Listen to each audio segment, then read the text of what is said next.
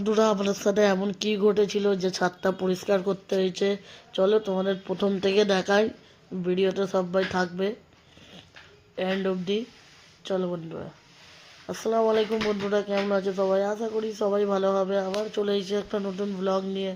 তো বন্ধুরা, আজকে যাব ঘড়ি কিনতে, কারণ 15 আগস্ট খুবই কাছে, তাই বলে ঘড়িগুলো কিনে আনা যাক।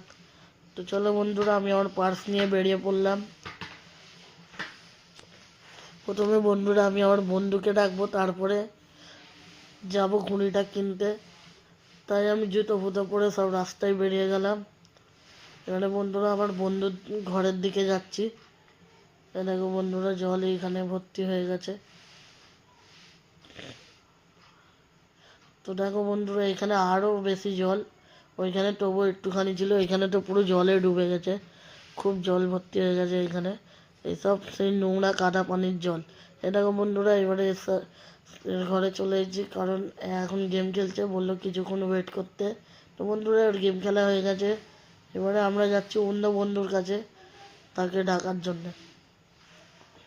তো বন্ধুরা, এখানে চলে এসেছি এই বন্ধুর কাছেও।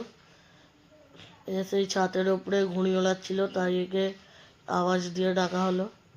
এরকম বন্ধুরা আসতেছে লাটাইটাকে গুটিয়ে। এরকম বন্ধুরা, তো বন্ধুরা এবারে আমরা যাচ্ছি ঘুড়ি কিনতে। তো বন্ধুরা, এই ভিডিওটাকে এন্ড করি। টাটা, বাই বাই, আসসালামু আলাইকুম।